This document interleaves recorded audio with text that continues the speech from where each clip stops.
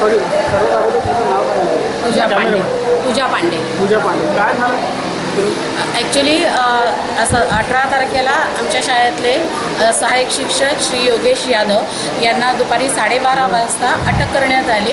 ती अटक का झाली, काय झालं होतं ते आम्हाला खरंच कळलं नाही आणि त्यांनी आम्हाला सांगितलं की मला अटक होते, पोलीस आलेत आणि मला घेऊन जात आहेत म्हणून.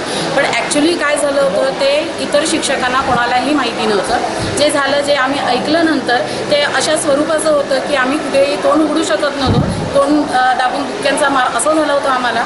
आणि म्हणजे अशा प्रकारची घटना की स्कर्ट वर करणं किंवा चेसला हात लावणं, हे या सगळ्या गोष्टी झाल्या नसाव्यात, झाल्या नव्हत्याच. आणि तरीसुद्धा मुलांना उपसवून मुलांच्या अजाणतेचा, मुलांच्या निरागसतेचा प्रिन्सिपलने वाईट वापर केला. त्यांच्या अधिकारांचा गैरवापर त्यांनी केला. मुलांवर प्रेशर आणलं, मानसिक शारीरिक प्रेशर आणलं आणि त्यांना हे जबाब लिहायला दिले त्यांनी. आणि जेव्हा हे जबाब लिहिले गेले तेव्हा मी अनफॉर्च्युनेटली तिथेच होते. पण ते लिहिताना ते काय लिहून देत आहेत किंवा ते कशासाठी लिहून घेत आहेत हे माझ्या पत्त्यापर्यंत पोचलं नाही, कारण तसा घाणेरडा विचार मी केलाच नव्हता.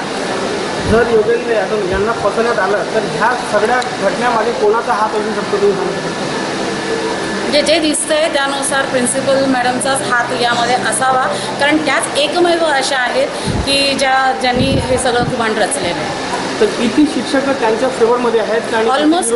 ऑलमोस्ट खूप. कारण ज्या दिवशी त्यांना अटक झाली त्या दिवशी पूर्ण लेडीज स्टाफ, डी एन नगर पोलीस स्टेशनला माहिती असेल कदाचित की पूर्ण लेडीज स्टाफ, जवळजवळ 28 ते 30 लेडीज शिक्षिका तिथे त्यांच्या बाजूने उभे राहिल्या होत्या सपोर्टमध्ये. आजही आहेत. 2-4 शिक्षक सोडले आणि शिक्षण सेवक सोडले तर बाकी पूर्ण स्टाफ योगेश सरांच्या बाजूचे.